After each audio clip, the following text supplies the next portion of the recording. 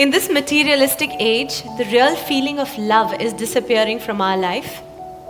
Most of the love we receive from others and express to others is superficial.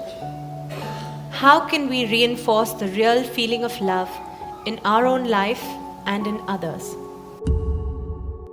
Forget about others.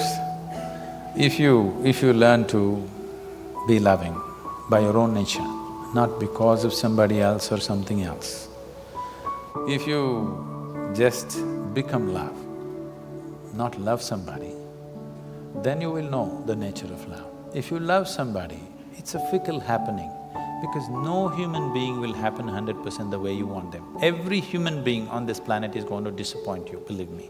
Not because they'll do something wrong, because nobody can fulfill the unrealistic expectation you have of them. It's simply not possible. Have you been able to fulfill anybody's expectation, I'm asking you, entirely? Partially, but never entirely, isn't it?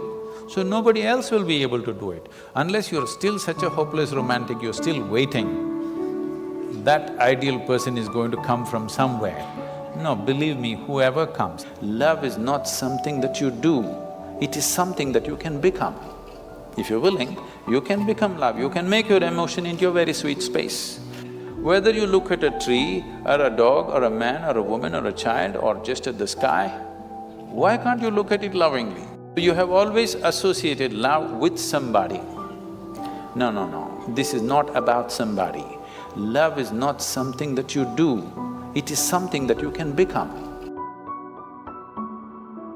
Let me tell you this, there is no right person on this planet.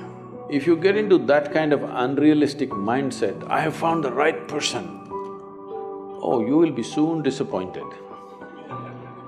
You must understand, there is no right person and there are no right people on this planet.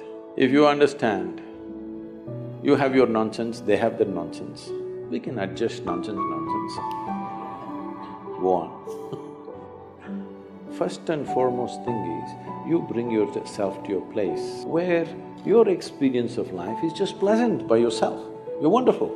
Now, let us see what gets drawn to this one. If you're really wonderful, things will happen in every way, I'm saying. And this whole thing is an American thing, that there is a soulmate somewhere. God made just one more person just for you. See, body needs a mate, understandable. Maybe psychologically also you need a mate, understandable. Emotionally you need a mate. The soul cannot need a mate, so soul doesn't need a mate. Nor was some person made perfectly for you, okay? If you invest a deep sense of involvement, something wonderful may happen. It's because of your involvement, not because the other person is fantastic, no. So, even if you choose a fool, it doesn't matter. If you involve yourself, it can turn out very beautiful. You chose the smartest person in the universe, it could be a disaster. So, do not think in terms of, whatever this made for each other nonsense. No, you choose the opposite actually. But after some time, after a little bit of time, you slowly start expecting they're just like you. This is a serious mistake. Because if one more person becomes just like you won't be able to bear with them for 2 days. Nobody is like you, and that's good. Don't look for sameness, not necessary. Because of the difference you tango, not otherwise.